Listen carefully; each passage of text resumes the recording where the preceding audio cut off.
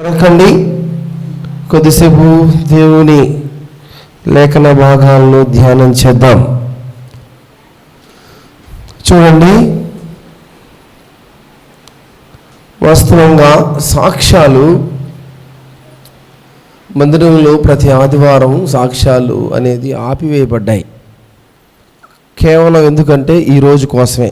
ఈరోజు ఎవరైతే వస్తారో వాళ్ళు మాత్రమే సాక్ష్యాలు చెప్తారు. మళ్ళీ రేపు ఉదయం నుంచి సాక్ష్యాలు అనేది ఎవరికి ఇవ్వబడవు. మీరు రాలేదయ్యా అని. రాకపోతే అది మీ యొక్క అపరాధం, నాది కాదు కదా. దేవుని మందిరానికి వెళ్ళాలా, సాక్ష్యం చెప్పాలా, సంవత్సరం అంతా జరిగినవి ఆఖరి రోజు ఇది అని వాళ్ళు తృష్ణ కొని మందిరానికి రావాల్సిన వారే ఉండగా వాళ్ళు పండుకొని నిద్రపోయి మన మటుకు రాత్రి అంతా దేవుని దగ్గర ఉండి మళ్ళీ రేపు ఉదయం వాళ్ళ చేత వాళ్ళ సాక్ష్యాలు వినేవాళ్ళు ఎవరు ఇక్కడ లేరు, ఎవరికి కూడా ఇవ్వబడవు. ఖరాఖండితంగా చెప్తున్నాను ఈ మాట. రైట్. తర్వాత ఎవరైనా సరే చిన్నపిల్లలు ఇక తిరగకూడదు. వాక్యానికి వస్తున్నప్పుడు అయాన్ని తిరిగితే ప్రసన్నది వాళ్ళ నాయనమ్మదే బాధ్యత. తిరిగితే మటుకు ఒప్పుకొని వాళ్ళమ్మ చక్కగా వాక్యం ఉంటుంది, ఇంక వాళ్ళ నాయనమ్మది ప్రసన్నది బాధ్యత, ఇంక అయాన్ని తిరగకూడదు. రైట్. చూడండి, యోహాను సువార్త 15వ అధ్యాయం 5వ వచనంలో ఒక మాట రాస్తున్నాడు. యోహాను సువార్త 15వ అధ్యాయం, ద్రాక్షావల్లిని నేను, తీగలు మీరు, ఎవడు నాయందు నిలిచి ఉందురో, నేను ఎవని యందు నిలిచి ఉందునో వాడు బహుగా ఫలించును. కళ్ళు మూసుకుంటే ప్రార్థన చేసుకుందాం.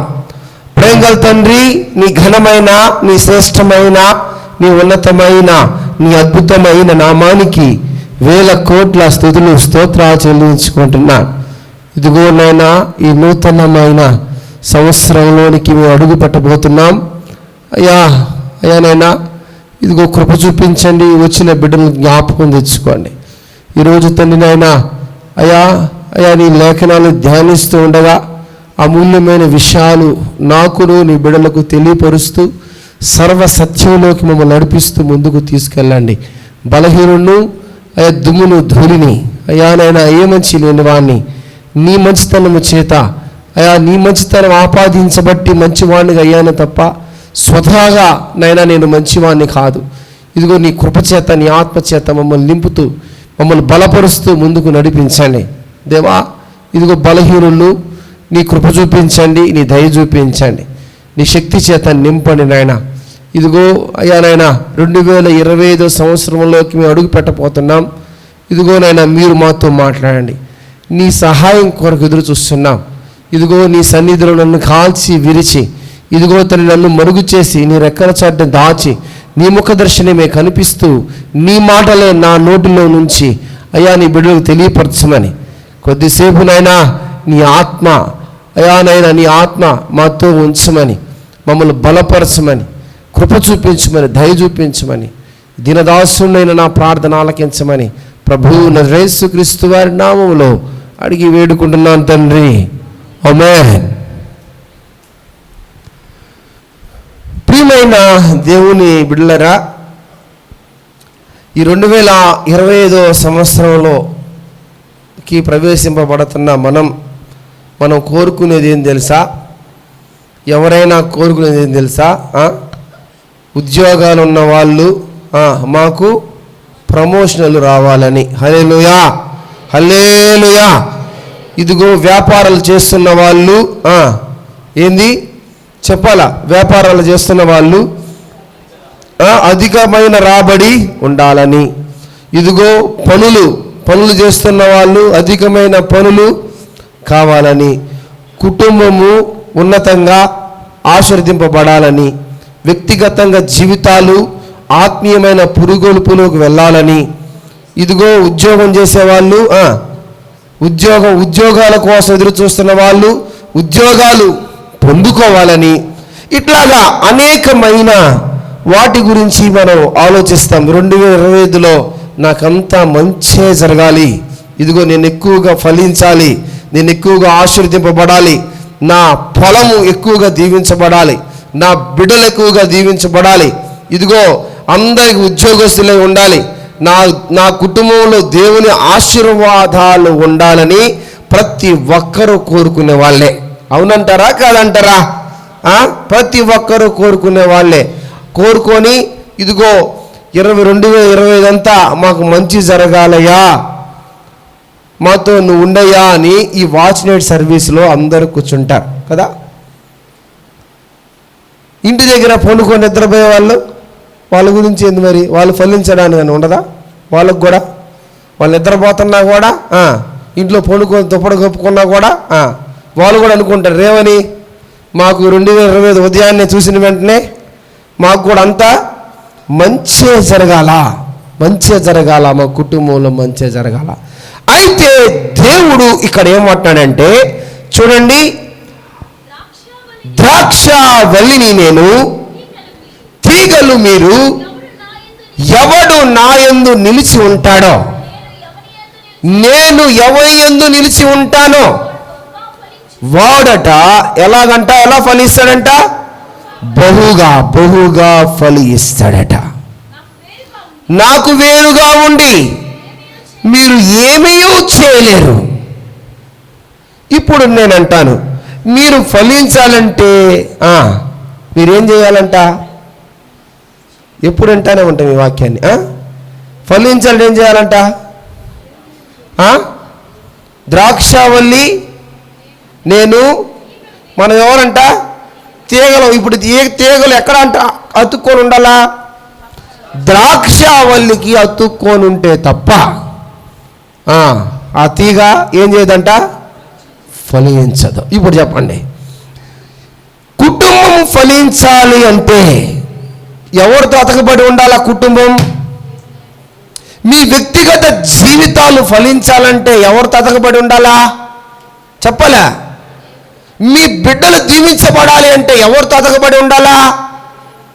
దేవునితో అతకబడి ఉండాలి. అందుకని దేవుడు అంటున్నాడు, అబ్బాయి అమ్మాయి, నాకు వేరుగా ఉండి మీరు ఏమీ చేయలేరు, నాకు వేరుగా ఉండి మీరు ఫలించలేరు, నాకు వేరుగా ఉండి మీరు దీవించబడలేరు.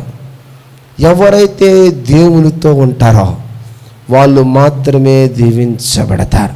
ప్రియమైన దేవుని బిడ్డలారా, అందుకనే నిత్యము ఏం చేయాలంట? నిత్యము బలిపీఠము మీద నిత్యము అగ్ని ఏం చేయాలంట? మండుచుండవలెను అని రాయబడి ఉంది కదా. నేనంటాను, ఎంత మంట మండితే కుటుంబాలు దీవించబడతాయి. మండుచుండవలెను అంటే కొంచెం కూడా మండతాయి, అప్పుడప్పుడు పోయి మండదా? ఆ మంటకి పాలు పొంగతాయా? చెప్పాలా? దానిలో మంట ఉంది. ఏముంది? మంట ఉంది, కానీ పాలు పొంగే అంత మంట లేదు. నా బాధ అర్థమవుతుందా? నా బాధ అర్థమవుతుందా మీకు? దాంట్లో మంట ఉంది, కూర ఉడికే అంత మంట, అన్నము ఉడికే అంత మంట లేదు. మంట అయితే ఉంది. చాలా మంది క్రైస్తవులు మంట ఉంది, కానీ ఎందుకు పనికిరాని మంట. ఏంది అది? ఎందుకు పనికిరాని మంట? అయ్యా ఇదిగో మేము కూడా దహన పనులు వేస్తున్నామయ్యా, ఇప్పుడు ఇదిగో మా బలిపీఠం మీద మంట ఆరిపోకుండా మండుతుంది అని చాలామంది చెప్తారు. నేనంటాను, నీ మంట వలన ఉపయోగం ఉందా? నీ మంట వలన కుటుంబాలు బాగుపడుతున్నాయా? నువ్వు మండే మంట వలన నీవు దీవించబడుతున్నావా? నీ కుటుంబీకులు మారుతున్నారా? లే, ఉపయోగమే లే ఆ మంట. నిత్యము అగ్ని మండుచుండవలెను. ఏం చేయాలంట? అగ్ని అంటే కొంచెం రవ్వను అగ్ని అంటారా? దగ్గ మండే దాన్ని కదా అగ్ని అనేది. ప్రియమైన విశ్వాసి, అందుకనే మీరు ఫలించాలి అంటే, మీరు దీవించబడాలి అంటే, ఇదిగో బలిపీఠము మీద అగ్ని ఎప్పుడు ఏం చేయాలంట? ఎంత మంట మండాలంట? మీరు చెప్పాలి. ఇప్పుడు ఎంత మంట మండాలా? నీ కుటుంబము నీ మంట ద్వారా ఆశీర్వదింపబడే అంతగా మండాల. మండుతుందా అంత మంట? మన కుటుంబాల్లో లేదు. మన కుటుంబాల్లో అంత మంట లేదు, అంత మంట లేదు. ప్రియమైన విశ్వాసి, అందుకని అంటున్నాడు, మీరు బహుగా ఫలించాలి అంటే మీరు తీగల్లాగా ఉన్నారు, వల్లిలాగా నేనున్నాను. ఎవరు నా యందు అతకబడి ఉంటాడో వాడు ఎక్కువగా ఫలించను. ప్రియమైన దేవుని బిడ్డరా, దేవునితో నిలిచి ఉండడం అంటే మామూలు విషయం కాదు. దేవునితో నిలిచి ఉండడం అంటే నువ్వు ఈ లోక సంబంధమైన సంతోషాలు చాలా పోగొట్టుకోవాల్సి వస్తుంది కొన్నిసార్లు. దేవునితో నిలిచి ఉండడం అంటే నువ్వు కొన్నిసార్లు ఇదిగో నీ రక్త సంబంధికులతో, నీ బంధువులతోనే కొంత విభేదాలు రావచ్చు. ఇదిగో నేనంటాను, నువ్వు ఎట్టకేలకు నీ గమ్యం ఏం తెలుసా? ఫలించబడాలి అనే. నూతన సంవత్సరంలో మీ కుటుంబాలు దీవించబడాలి అనే. ఎవరు ఎన్ననుకున్నా ఏమనుకున్నా దేవుని కోసమే బ్రతకడం. అందుకనే అపోస్తలుడైన పౌలు కూడా అంటాడు, ఇదిగో జీవించువాడును ఇక్కడ నేను కాను, నాలో క్రీస్తే జీవిస్తున్నాడు. జీవించేదిక నేనంట. నువ్వు 2025లో దీవించబడాలి అంటే ఒకటే, జీవించేది ఇక నీవు కాదు. 2025లో నీలో ఎవరు జీవించాలా? క్రీస్తే జీవించాలా. క్రీస్తు నీలో ఉండాలా. ప్రియమైన విశ్వాసి, చూడండి ఒక మాట రాస్తున్నాడు. యోహాను సువార్త 15వ అధ్యాయం 7వ వచనం,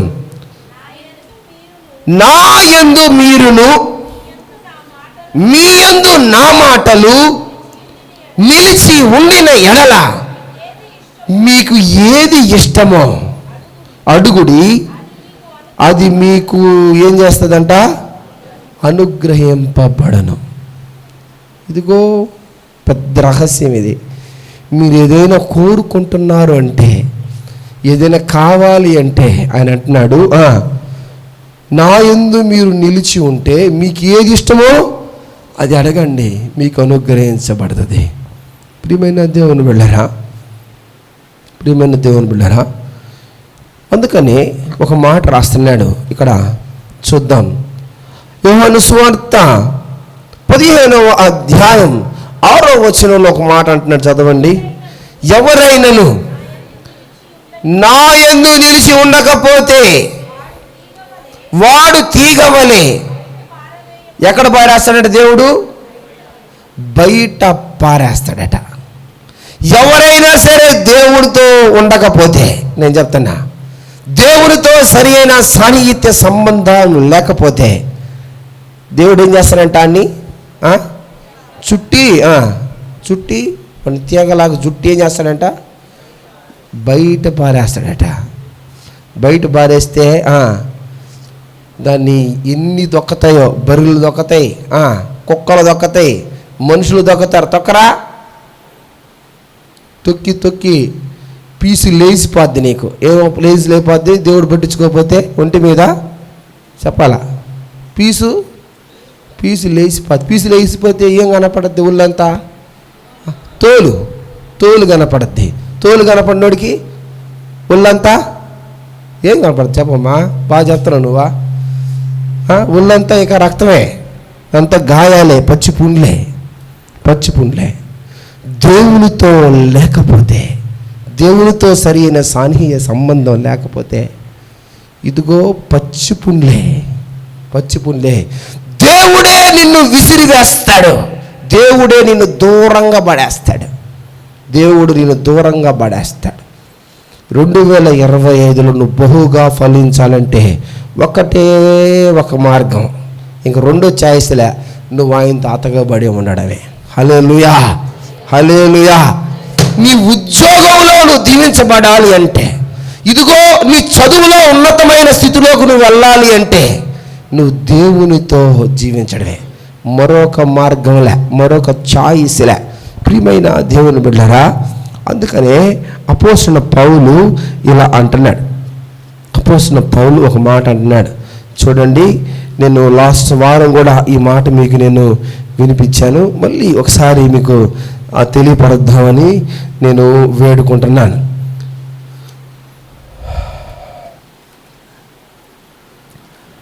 ఫిలిప్పు రాసిన పత్రిక 3వ అధ్యాయం 13వ వచనంలో ఒక మాట రాస్తున్నాడు. చదవండి. సహోదరులారా, నేను ఇదివరకే పట్టుకొని ఉన్నానని తలంచుకొనను.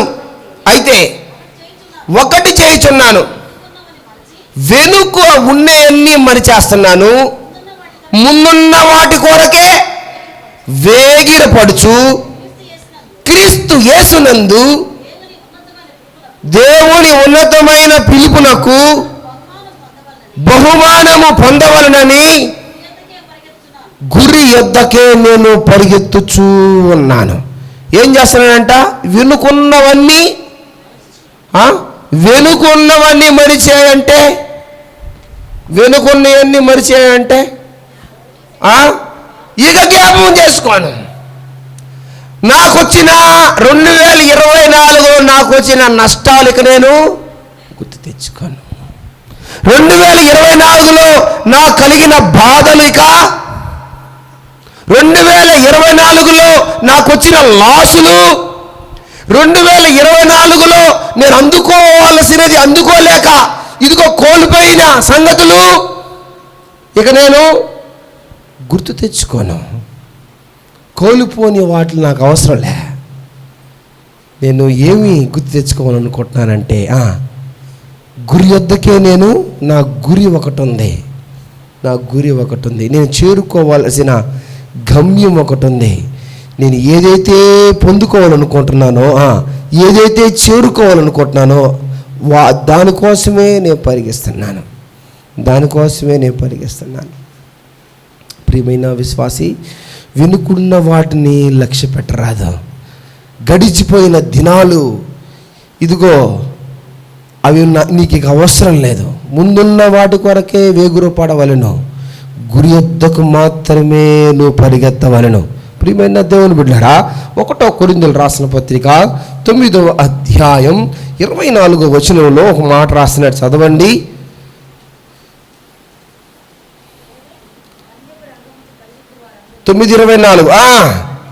పందెపు రంగమందు పరిగెత్తు వారందరూ పరిగెత్తుదురు గాని ఒక్కడే బహుమానము పొందునని మీకు తెలియదా? మీరు బహుమానము పొందినట్లుగా పరిగెత్తుడి. చాలు. మీరు ఎలా పరిగెత్తాలంట? జల్లి చెప్పాలా? మీరు ఎలా పరిగెత్తాలంటమ్మా? బహుమానము పొందినంతగా పరిగెత్తడం అంటే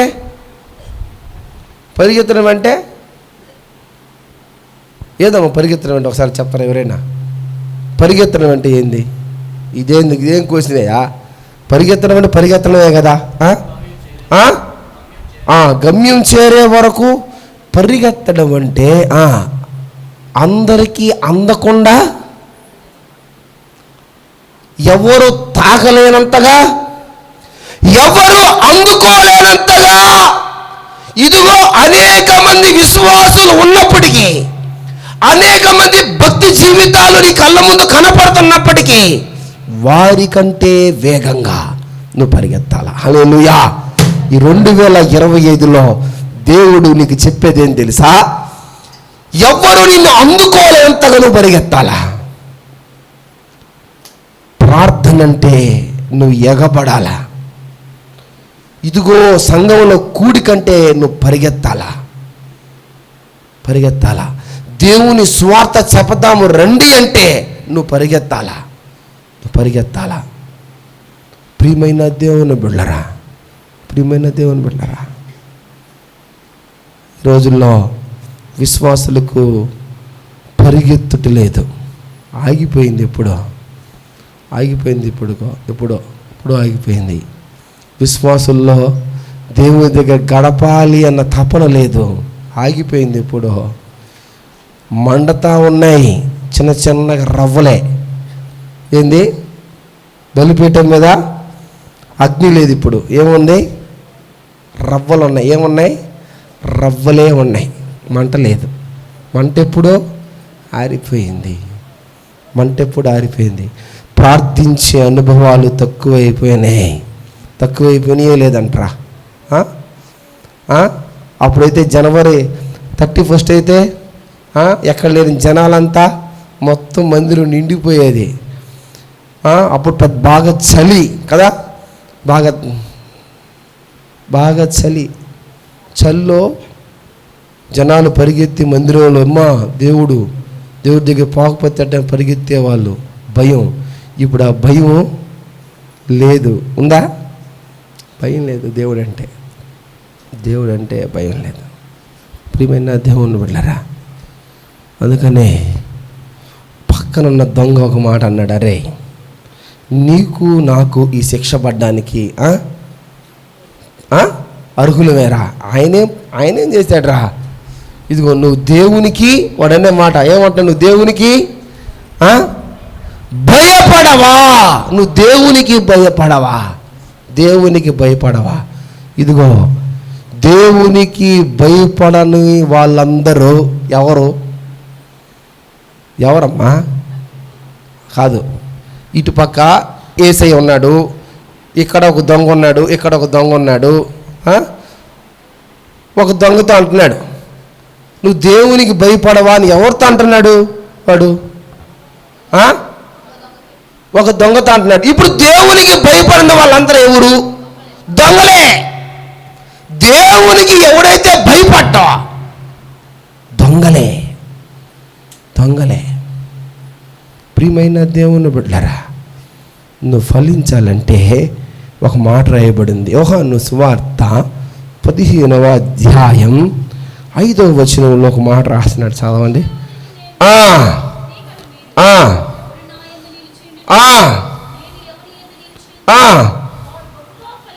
వాడు బహుగా ఫలించును, నాకు వేరుగా ఉండి మీరు ఏమీ చేయలేరు. ఎవడైనను నా యందు నిలిచి ఉండని ఎడల వాడు తీగవలే బయట పారవేయబడి ఎండిపోవును. ఎందుకంత బాధ? కొని తెచ్చుకోవడమే కదా ఇది, ఎండిపోయే అంతగా.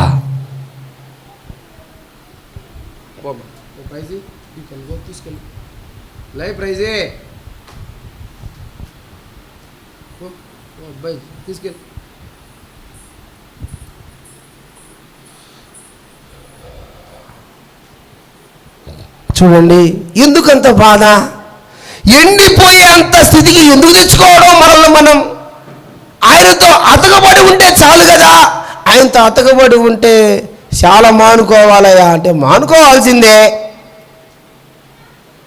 నేను మళ్ళీ చేస్తానా, 2025లో నువ్వు దీవించబడాలి అంటే నువ్వు కొన్ని వదులుకోవాల్సిందే, నువ్వు కొన్ని మానుకోవాల్సిందే, నువ్వు కొన్ని తీసివేసుకోవాల్సిందే, నువ్వు కొన్ని సరి చేసుకోవాల్సిందే. కొన్ని తప్పదు. ఆయన అంటున్నాడు, నువ్వెందుకు సరి చేసుకోవాలంటే నేను పరిశుద్ధుని కనుక మీరు కూడా పరిశుద్ధులై ఉండండి. తప్పదుగా. నేను నీతిమంతుని కనుక మీరు కూడా నీతిమంతులై ఉండండి. తప్పదుగా. నీతిగా బ్రతకాల్సిందే. ఎవడైనా నీతిగా బ్రతకం నా ఇష్టం అంటే నీ ఇష్టం. అందుకని అన్యాయము చేయువాడిని అన్యాయము చేయనిమ్ము. ఎంతవరకు చేస్తాడో. ప్రియమైన దేవుని వెళ్ళరా, మనిషి జీవితం చాలా చిన్నది. గూగుల్లో పెద్ద ఈ సేఫ్టీ సంబంధించిన కారు ఏదైనా ఉంది అంటే అది వోల్వో బెంజ్ కార్లు అని చెప్తారు. ఎవరైనా సేఫ్టీ ఎంత రేటింగ్ అంటే 5 స్టార్ రేటింగు, 6 స్టార్ రేటింగ్లు ఇస్తారనమాట. ఎక్కువ సేఫ్టీ అంటే బండి తగిలినా కూడా వాళ్ళకి ఏమి కాదు అన్నంతగా రేటింగ్ ఏదైనా ఉందంటే, సేఫ్టీ రేటింగ్ ఏదైనా ఉందంటే వోల్వో కార్లు, బెంజ్ కార్లు ఇస్తారు. ఒక ఆయనంట 1,25,00,000కి ఓల్వో కారు కొన్నాడంట. ఈ మధ్య రీసెంట్గా బెంగళూరులో కొని, కొత్తది కొని షోరూంలో కొని తీసుకొని పోతా ఉన్నాడంట. ఎవరో చనిపోయే వాళ్ళని చూడడానికి వెళ్తున్నారంట పాపం కుటుంబం అంతా. అది సేఫ్టీ రేటింగ్లో వరల్డ్ నెంబర్ 1 కారు. పోతా ఉన్నాడు, లారీ పోతా ఉంది, లారీ మీద ట్రక్ ఉందంట. ఏంది? కంటైనర్. ఆ కంటైనర్లో ఫుల్ లోడ్, ఏదో లోడ్ ఉంది, సంథింగ్ ఏదో లోడు. అదేదో స్లిప్ అయినట్టుంది. అట్టే ఆ సేఫ్టీ కారు మీద పడింది. దేని మీద పడింది? సేఫ్టీ కారు మీద పడితే అది వాళ్ళు బ్రతకాలి కదా. కుటుంబం చచ్చిపోయారు. కొత్త కారు. ఆ కారు అని తెలుసా? 1,25,00,000. 1,25,00,000 కారు అది. ఏం లాభం? ఎన్ని కోట్లు ఉండే లాభం? మనిషి ఆయుష్ చాలా చిన్నది. నువ్వు దీవించబడాలి అంటే నువ్వు సరిచేయబడాల్సిందే. హల్లెలూయా. నీ బిడ్డలు దీవించబడాలి అంటే నువ్వు సరిచేయబడాల్సిందే.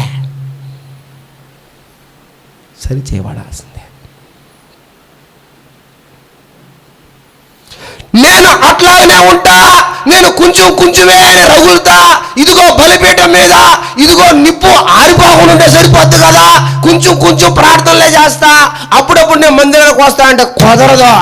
దానికి పాలు కూడా పొంగవు. నేను మళ్ళీ చెప్పా, పొంగతాయా? పాలు పొంగవు, టమోటాలు ఏగవు, పచ్చిమిరకాయలు ఏగవు. అది పెడితే దానివల్ల దుమ్ము బూడిదొచ్చి దానిలో పడద్దు తప్ప ఊతే ఫుఫు అనే. దానివల్ల ఎవడికి ఉపయోగంలే. మళ్ళీ చెప్తున్నా, బలిపీఠము మీద నిత్యము అగ్ని మండుచుండవలెను. రవ్వ కాదు, ఏంది? అగ్ని మండుచుండవలెను. ప్రియమైన దేవుని బిడ్డలారా,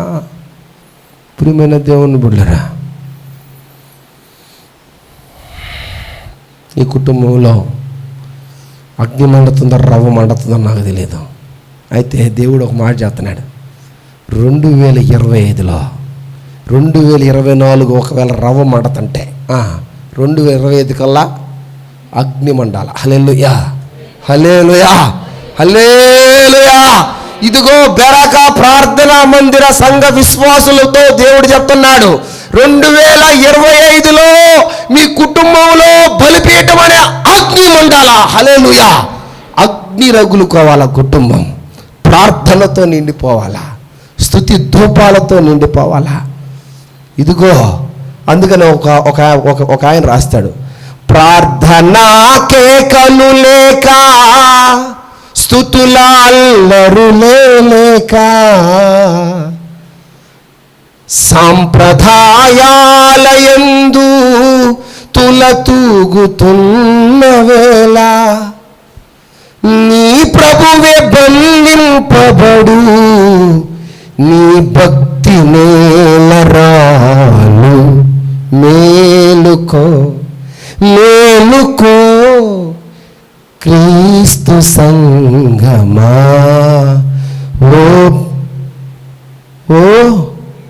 ఓ క్రీస్తు సంగమా. ఎంత బాగా రాశాడు ఆయన పాట. ప్రార్థన కేకలు లేవు, అయ్యా అని అరిచే రోజులు తగ్గిపోయినాయి. స్తుతుల అల్లరులు లేవు. భక్తి సన్నగిల్లిపోయింది. ప్రియమైన దేవుని బిడ్డలారా, అందుకనే ఆయన అంటాడు ఒక మాట, అందరూ కోరుకునేది ఏంటంటే ఈ 2025లో అయ్యా ఏమి ఇచ్చినా ఏమి ఇగిపోయినా మాకు ఆరోగ్యం బాగుండాలి. అనుకోరా చెప్పాలా? ఖచ్చితంగా అనుకునేది మనం అదే మాట. అయితే ఈ ఆరోగ్యం ఎక్కడి నుంచి వస్తుంది తెలుసా? చూడండి, మలాకి 4వ అధ్యాయం 2వ వచనంలో ఈ మాట రాసినాడు. టకటక నేను ముగిస్తాను ఇక. నా నామమందు భయభక్తులు గలవారగు మీకు అతని రెక్కలు క్రింద ఆరోగ్యం ఉంది. హల్లెలూయా, హల్లెలూయా. ఎవరి రెక్కల కింద ఆరోగ్యం ఉందట? చెప్పలా బాబు, బాబేనా ఉండేది వెనక? ఎవరి రెక్కల కింద ఆరోగ్యం ఉందట? దేవుని రెక్కల కింద ఆరోగ్యం ఉంది. దేవుని రెక్కల కింద ఆరోగ్యం ఉంది. ఆరోగ్యం కావాలంటే హాస్పిటల్ చుట్టూ చుట్టూ చుట్టూ తిరిగి బాగా కాకపోతే నేను ఒక మాట చేస్తున్నా, దేవుని రెక్కల కింద ఏముందట? ఆరోగ్యం ఉంది, ఆరోగ్యం ఉంది. అదేదో అప్పట్లో అడ్వర్టైజ్మెంట్ ఒకటి వచ్చేది, లైఫ్ బాయ్ ఎక్కడ ఉందో అక్కడ ఏందంట, లైఫ్ బాయ్ ఎక్కడ ఉందో అక్కడ లైఫ్ బాయ్ ఉంటే ఆరోగ్యం ఉంటుందా? చెప్పండి. లైఫ్ బాయ్ ఉంటే ఆరోగ్యం ఉంటుందా?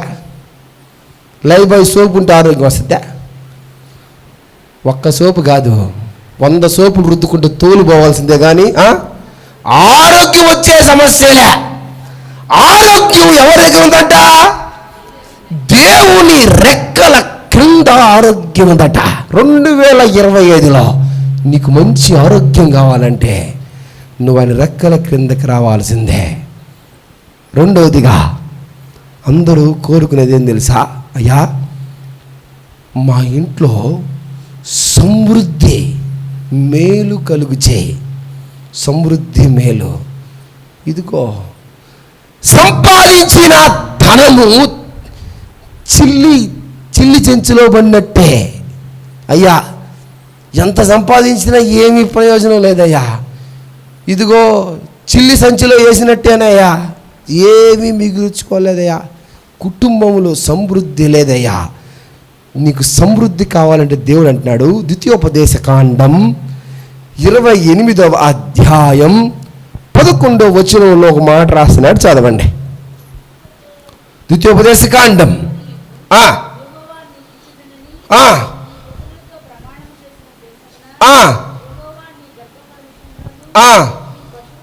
నీ గర్భఫల విషయంలోను నీ పశువుల విషయంలోను అమ్మా, నీ నేల పంట విషయంలోను నీకు సమృద్ధిగా మేలు కలుగా చేయును. ఎవరంటే కలుగు చేసేది? దేవుడు కలుగు వేటిలో కలుగు చేస్తాడంటమ్మా. మళ్ళీ చదువమ్మా. గర్భఫల విషయంలో సమృద్ధట, నీ పశువుల విషయంలో సమృద్ధట, నీ నేల నువ్వు పొలం వేసే పంట విషయంలో నీకు సమృద్ధి కలుగు చేసేది ఎవరయ్యా అంటే దేవుడే. దేవుడే నీకు సమృద్ధి. ప్రియమైన దేవుని బిడ్డలారా, సమృద్ధిని కలుగు చేయవాడ. ఎంత గొప్ప మాట ఈ మాట. 2025లో నీ కుటుంబంలో దేవుడు ఏం కలిగేస్తాడంట? ఏ విషయాల సమృద్ధి అంటమ్మా? గర్భఫల విషయంలో సమృద్ధి, పశువుల విషయంలో సమృద్ధి, నేల పంట అంటే నువ్వు చేసే ప్రతి వ్యాపారం, ప్రతి పని, ప్రతి దాంట్లో నీకేం కలుగుద్దంట? సమృద్ధి కలుగుద్ది, సమృద్ధి కలుగుద్ది. అబ్బా, ఎంత గొప్ప మాట.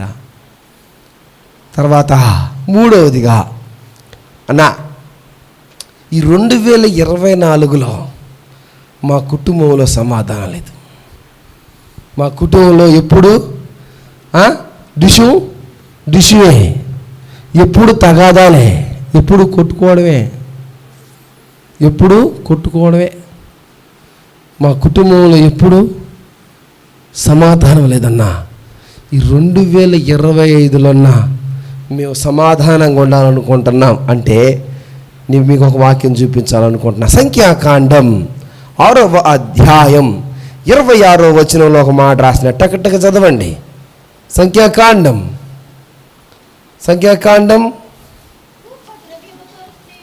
ధూప ద్రవ్యముతో నిండి ఉన్న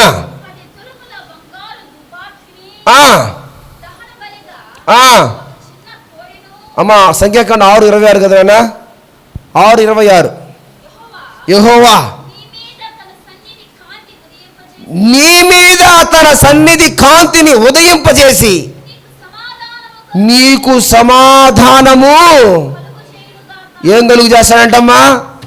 ఇప్పుడు చెప్పాలి, ఎవరంట కలుగు చేసేది? యెహోవా ఎలా కలుగు చేస్తాడంట? చదువు పైన, నీ మీద సన్నిధి కాంతి. ఎక్కడ ఆయన సన్నిధి చెప్పాలా? ఇప్పుడు ఏడుంది ఆయన సన్నిధి? సమీపింపరాని తేజస్సులో ఎవరికి కనపడని చూడలేనంత మహా గొప్ప దేవుడు. అటువంటి సన్నిధిలో నుంచి నీకేం వస్తుందంట? కాంతి వస్తుందట నీ పైన. సమాధానం తర్వాత సంగతి. ముందేం పడుతుందట నీ పైన? కాంతి ఉదయిస్తుందట నీ పైన. అప్పుడు నీ కుటుంబానికి సమాధానం. 2024లో మీ కుటుంబాలన్నీ సమాధానంతో ఉండునుగాక. హల్లెలూయా. పెద్దగా హల్లెలూయా. 2025లో మీ కుటుంబం సమృద్ధితో నిండిపోవునుగాక. హల్లెలూయా, హల్లెలూయా. 2025లో మీకు మంచి ఆరోగ్యము దేవుడు దయచేయునుగాక. హల్లెలూయా, హల్లెలూయా. ప్రియమైన దేవుని బిడ్డలారా, ఇంకొక మాట చదివి నేను ముగిచ్చేస్తాను. కీర్తన 29వ అధ్యాయం 11వ వచనంలో ఒక మాట రాసిన, చదువుతారా? యెహోవా తన ప్రజలకు బలమును అనుగ్రహించును, ప్రజలకు సమాధానము కలుగు చేసి వాడిని ఆశీర్వదించెను. ఏం కలుగు చేస్తాడంటే ఆయన? అది కాదమ్మా, ముందు బలము. అయ్యా అమ్మ, వృద్ధాప్యంలో ఉన్న తల్లులారా, వృద్ధాప్యంలో ఉన్న పురుషులారా, మీకు బలము తగ్గిందనుకో, మాకు ఇక్కడ నడువు నొప్పి, మాకు అక్కడ నడువు నొప్పి, ఎక్కడ నడువు నొప్పి అంటే దేవుడు చెప్తా ఉన్నాడు, మీకు బలమును కలుగు చేయువాడు ఎవరంట? యెహోవాయే. మీకు బలం, మీకు క్షేమం, మీకు బలమును కలుగు, సమాధానమును కలుగు చేస్తాడు. సమాధానం కలుగు చేస్తాడు. ప్రియమైన దేవుని బిడ్డలారా, అయ్యా ఇంతకీ మాకు ఎన్ని కలగాలంటే, ఆరోగ్యం ఉండాలి అంటే, సమృద్ధి మేలుతో మేలు కలుగు చేయాలంటే, మా కుటుంబంలో సమాధానం ఉండాలంటే, మాకు బలం అనుగ్రహించబడాలంటే మేమేం చేయాలయ్యా? మేమేం చేయాలయ్యా? దేవుని సన్నిధి కాంతి మా మీద ఉదయించాలంటే మేము ఏం చేయాలా? నువ్వు ఉత్తిత మాటలతో వాక్యం చూపి వెళ్ళిపోయినవయ్యా. ఇవన్నీ జరగాలంటే మా కుటుంబంలో ఏం చేయాలా? అది ఏం చేయాలా? మూల వాక్యానికి వచ్చేయాలా? ఏ వాక్యం అది? ద్రాక్షావల్లి నేను, తీగలు మీరు. ఎవడు నా యందు నిలిచి ఉండును, నేను వాని యందు నిలిచి ఉంటా. అంతే. దేవుడు నిలిచి ఉంటే నీకు ఆరోగ్యం, దేవుడు నిలిచి ఉంటే నీకు సమృద్ధి, దేవుడు నిలిచి ఉంటే నీ కుటుంబంలో సమాధానం, దేవుడు నిలిచి ఉంటే నీకు ఇదిగో సన్నిధి కాంతి నీ పైన ఉదయిస్తాడు, నీకు బలమును దయచేస్తాడు. ప్రియమైన దేవుని బిడ్డలారా, నేనంటాను ఇప్పుడు ఒక మాట, నిలిచి ఉండడం అంటే ఏందయ్యా నిలిచి ఉండడం అంటే? దేవునితో అంటగట్టి ఉండడం. రైట్. ఇప్పుడు నా మళ్ళీ కోసిన, దేవునితో అంటగట్టి ఉండడం అంటే ఏంది? ఆ దేవుని ఆత్మతో. దేవుని ఆత్మ ఏ విధంగా నింపబడుతుంది? ఆయన ఆజ్ఞ అనుసరించాలంటే నువ్వేం చేయాలా? ఆయన మాట వినాలా? ఆయన మాట వినాలంటే నువ్వు ఎక్కడ ఉండాలా? దేవుని సన్నిధిలో నువ్వేం చేయాలా? ప్రార్థన చేయాలా. అది విషయం. కుటుంబాల్లో ఈ 2025లో మీ కుటుంబాలు దీవించబడాలి అంటే మీరేం చేయాలా? ప్రార్థన చేయాలా. ఆ ప్రార్థన రవ్వగా ఉండకూడదు. ఎలా ఉండాలా? మండే అగ్నిలాగా మారిపోవాలా. Holy spirit touch me father. అగ్ని కుటుంబంలో ఏముండాలా? అగ్నిలాగా ఉండాలా. ప్రార్థన మండిపోవాలి. అగ్ని మండిపోవాలి. అగ్ని నీ బిడ్డలు నిన్ను తాకితే షాక్ కొట్టాలా. ప్రియమైన విశ్వాసే, అవిశ్వాసి భర్త నేను చూసి గడగడ వణికిపోవాలని ప్రార్థన చూసి మొన్న హైదరాబాద్ పోయి దేవుని వాక్యం అందించి, హైదరాబాద్కి వెళ్ళి దేవుని వాక్యం అందించి ఇంటికి వచ్చా. చాలా నిరాశ నిస్పృహతో ఉన్నారు ఆ కుటుంబాలన్నీ. అన్నా మా పరిస్థితులు, అన్నా మాకు ఇటువంటి పరిస్థితిలో ఉన్నాం, ఈ పరిస్థితిలో ఉన్నాం.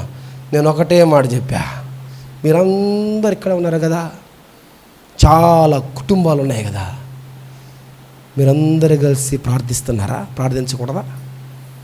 దేవుడు కార్యాలు చేయడా? ఇదిగో నన్ను 40 కిలోమీటర్లు నన్ను ట్రైన్లో తీసుకొని వచ్చి మళ్ళీ నా ట్రైను బయలుదేరేదాకా 1.5 గంట నాతోనే ఉన్నారు వాళ్ళు. నేను వాళ్ళకు ఒక మాట చెప్పిన, అయ్యా ప్రార్థన చేయి అన్న, చాలా నెలల నుంచి కూడా ఉన్నాం, పనులు లేవు, కూలి వాళ్ళకి డబ్బులు ఇస్తున్నాం,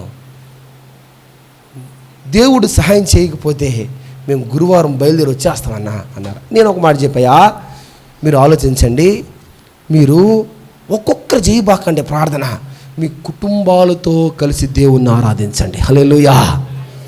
కుటుంబాలతో కలిసి ప్రార్థించండి, కుటుంబాలతో కలిసి కూడుకోండి. ఇదిగో బలిపీఠము మీద అగ్నిని మండించండి, ఆ అగ్ని కార్యాలు చేస్తుందయ్యా అంటే, అన్నా నువ్వు చెప్పినట్టు చేస్తాం. వెళ్ళిపోయారు, నేను ఇంటికి వచ్చేసా. ఒక 2 రోజుల తర్వాత ఫోన్ వచ్చిందన్నా, నాకు 50 లక్షల పని ఇచ్చాడన్న దేవుడు. హల్లెలూయా. ఎన్ని లక్షల పని అంట? 50 లక్షల పని నాకు దేవుడు కల్పించాడన్నా. నువ్వు ఆ రోజు చెప్పిన మాట, అదే మాటతో నిలబడి ఉన్నావన్నా. మళ్ళీ ఫోన్ వచ్చింది, అయ్యగారు మాకు 10 అంతస్తులు బిల్డింగ్ కట్టమని ఒక క్రైస్తవురాలు మాకు ఫోన్ చేసిందయ్యా, దానికి ఎకరా స్థలం మమ్మల్ని చూడమనింది. ఆమె కానీ ఓకే అయితే మాకు అడ్వాన్స్ 70 లక్షలు ఇస్తుందయ్యా. హల్లెలూయా. ఇదిగో ప్రార్థన చేస్తే కార్యాలు జరుగుతాయి కుటుంబంలో. 2025లో నువ్వేదైతే చూడాలి అనుకుంటున్నావో అది నువ్వు 26 ఎండింగ్ కల్లా నువ్వు దాన్ని అనుభవించాలి అంటే నీ కుటుంబంలో అగ్ని మండాలా, ప్రార్థన రగులుతూ ఉండాలా. కార్ల్ మార్క్స్ ఇలా అంటాడట, నేను అతి ఎక్కువగా నాకు పని ఉన్నప్పుడు, సమయమే ప్రార్థనకు సమయమే లేని నాకు పని ఒత్తిడి ఉన్నప్పుడు నేను ఎక్కువగా ప్రార్థన చేస్తాను అన్నాడట. ఏంటంట, ఈ రోజుల్లో దేవుని మందిరానికి ఎందుకు రాలేకపోతున్నావన్నా అంటే చాలా పనులు ఉన్నాయ్యా, పొలంలో విత్తనాలు వేస్తున్నామయ్యా, నాడుతున్నామయ్యా.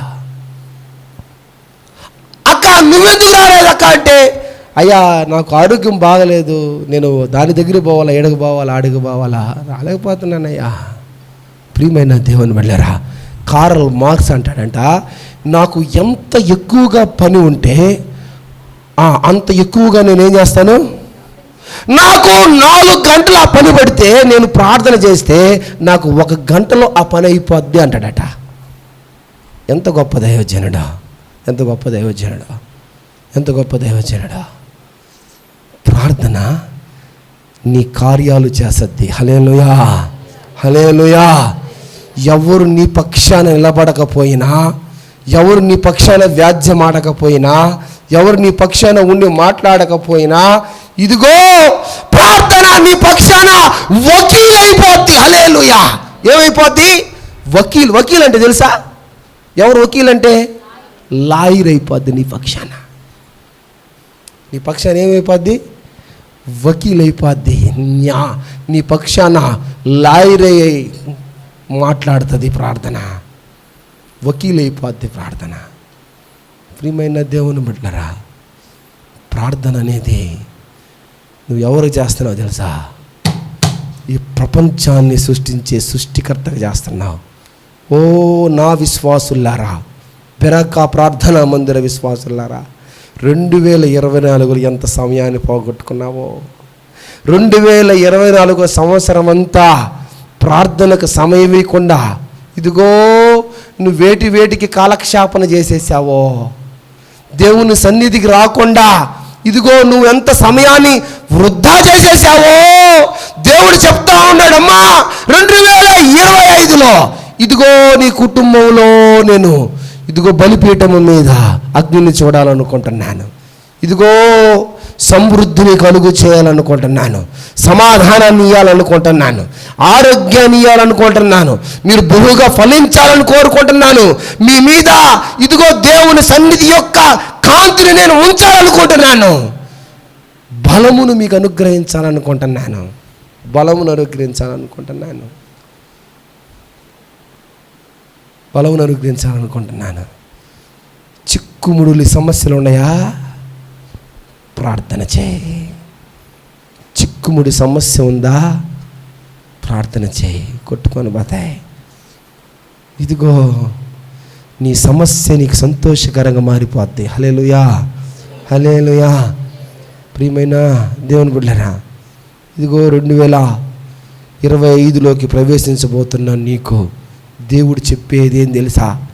మన సంఘంతో దేవుడు ఏం మాట్లాడుతున్నాడు తెలుసా? ఇదిగో నీ ఇంట్లో ప్రార్థన తగ్గిపోయింది. బలిపీఠం మీద అగ్ని మండటంలా కార్యాలు చేసే అంత మంట నీలో లేదు. రవ్వలు కనిపిస్తూ ఉన్నాయి.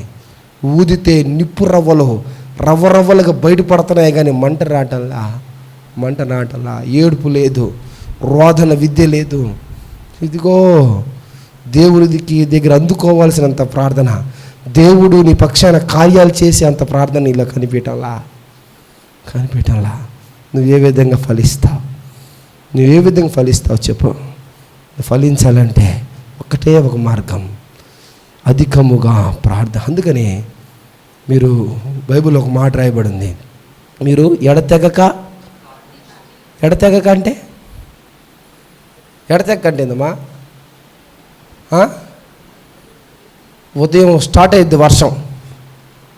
ఉదయం అబ్బా ఇది పని చేసుకొని ఇది కొరవదు, పని చేసుకోదు అంటే ఎట్టాగది? కొంచెం పడుతుంటుంది, మళ్ళీ కొంచెం పడుతుంది, మళ్ళీ ఆగుది, మళ్ళీ చిన్న జల్లుగా పడతా ఉంటుంది. పని మటుకు చేసుకోలేదు, పడతానే ఉంటుంది. చిన్న జల్లుగా పడతా ఉంటుంది. మళ్ళీ మధ్యలో ఒక అరగంట ఆగదు. మళ్ళీ ఎడతెరుపు లేకుండా వర్షం ఏ విధంగా పడద్దా? నీ ప్రార్థన చేస్తానే ఉండు. దేవుని సమయం ఉన్నప్పుడల్లా బరువుల దగ్గర పోయావా? ఇదిగో కూర్చొని ప్రార్థన చేసుకుంటా ఉండు. సమయం దొరికిందా? నీ పనిలో, నీ ఉద్యోగంలో ప్రార్థన చేసుకుంటా ఉండు. బస్సు ఎక్కావా? వాళ్ళ ముచ్చట్లు వీళ్ళు ముచ్చట్లు నీకు అవసరంలే. 2025 దేవుడు చెప్తా ఉన్నాడు. కూర్చున్నావా? టికెట్ తీసుకున్నావా? మళ్ళీ టికెట్ తీసుకోకండి కళ్ళు మూసుకోకండి. కళ్ళు మూసుకోవడానికి 500-1000 రూపాయలు కట్టాలా? మా పాస్టర్ చెప్పిండు, ఎక్కిన వెంటనే కళ్ళు మూసుకోమన్నాడు. ఈరోజు 1500 కట్టినాను. ఈ పనులు చేయబాకండి. టికెట్ జాగ్రత్త చేసుకొని కళ్ళు మూసుకోండి. అయ్యా నువ్వు నాతో ఉండా, నేను ఎక్కడికి పోయినా నువ్వు నాతో ఉండయ్యా. ప్రియమైన దేవుని బిడ్డలారా,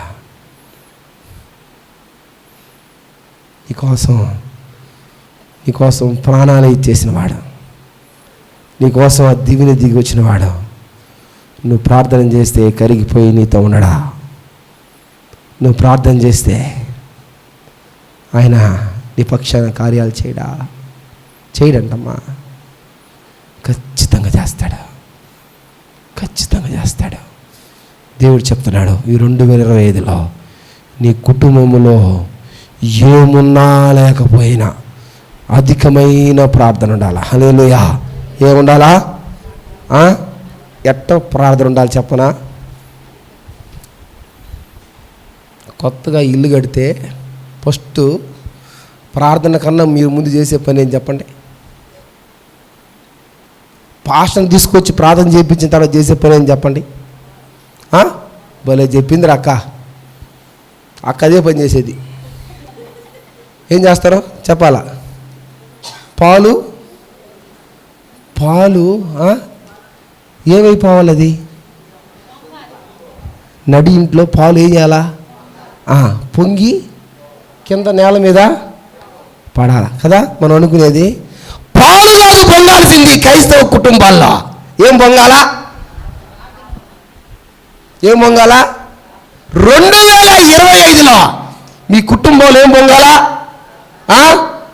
ప్రార్థన పొంగి పొరలాల ఇల్లంతా. హల్లెలూయా.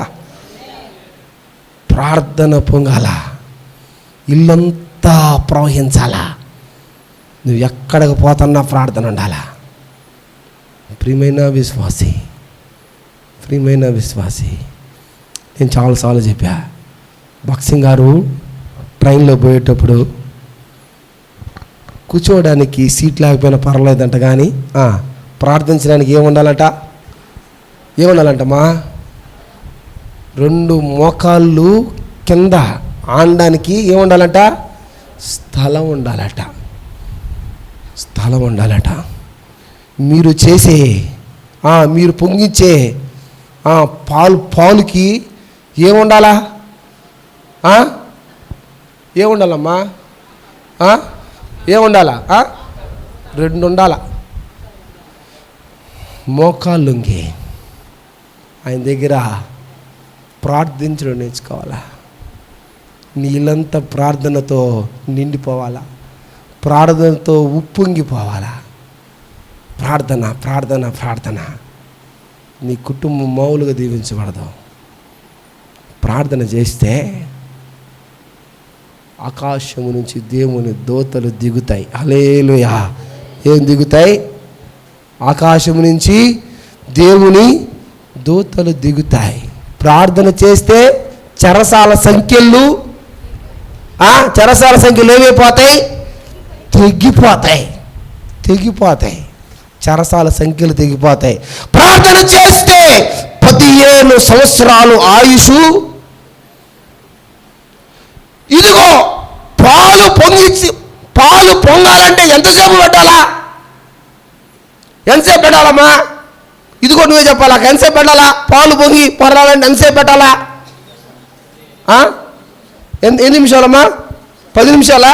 10 నిమిషాలా? 5 నిమిషాలా? 10 నిమిషాలు. ఇదిగో ఈ ప్రార్థన పొంగాలంటే ఎంతసేపు నేను చెప్పనా? తీయండి.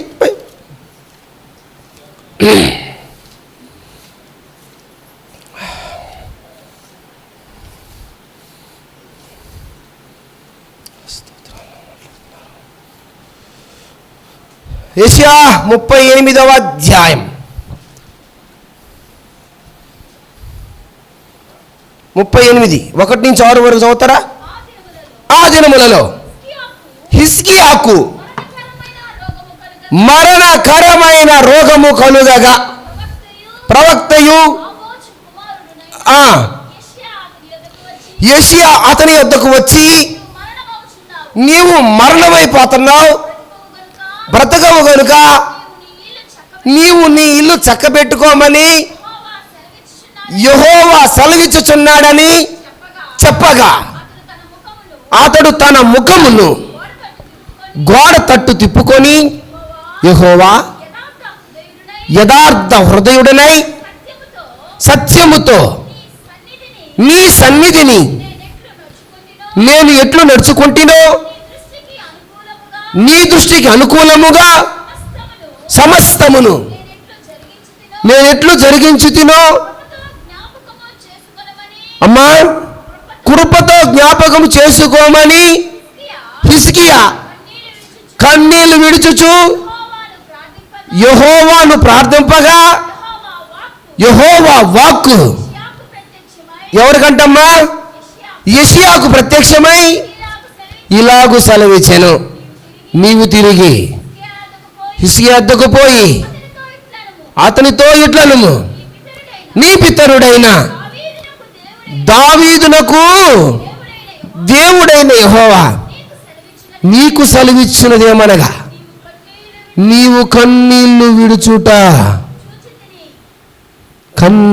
విడుచుట చూచాను, నీ ప్రార్థన నేను అంగీకరించాను. ఇంకా 15 సంవత్సరాలు ఆయుష్ను నీకు ఇచ్చేదను. 10 నిమిషాలను పట్టిందా? 10 నిమిషాలు కూడా పట్ల. పండుకో అన్నాడు, బెడ్రూమ్లో పండుకో అన్నాడు, వరండాలోకి వచ్చాడు, హాల్లోకి వచ్చాడు, బెడ్రూమ్ తలుపు తీశాడు, నువ్వు చచ్చిపోతావు దేవుడు చెప్పమన్నా అన్నాడు. మళ్ళీ వరండాలోకి పోయే లోపలికే ఈయన గేటు దాటి వెళ్ళిపోయే లోపలికి ఈయన ప్రార్థన చేశాడు. ఆయన కన్నీళ్ళు కార్చడం ఎవరు చూశారంట? దేవుడు చూశాడు. 10 నిమిషాలను పట్టిందా? పట్టిందా అమ్మా? 10 నిమిషాలు కూడా పట్ల. పొర్లిపోయింది ప్రార్థన. పొర్లిపోయి ఎక్కడ చేరిందంట ఇది?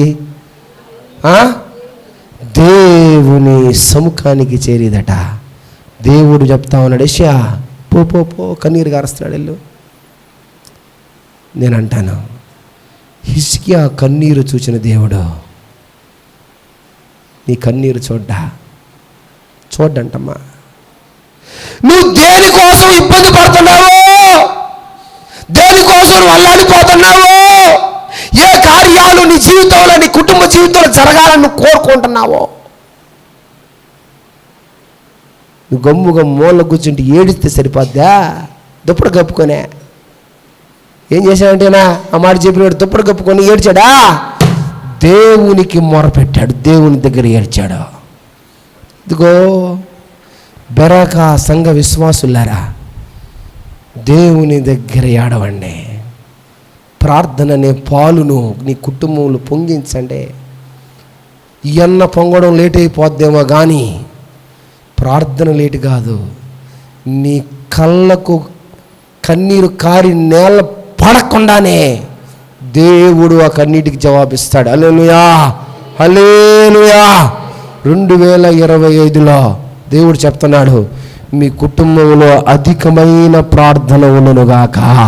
హల్లెలూయా, హల్లెలూయా.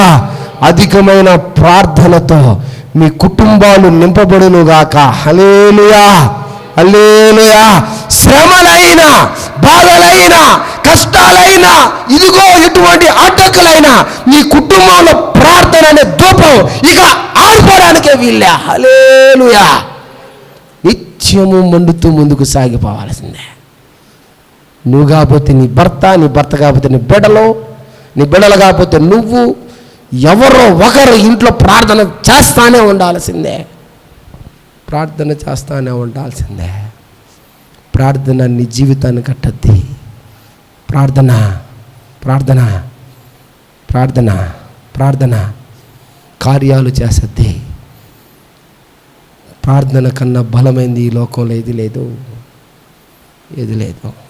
అమ్మా, 2 చేతులు జోడించి చెప్తున్నా, నీ కుటుంబంలో కార్యాలు జరగాలంటే ఈరోజు నుంచి 2025 నుంచి నీ ప్రార్థన స్థాయిని పెంచు.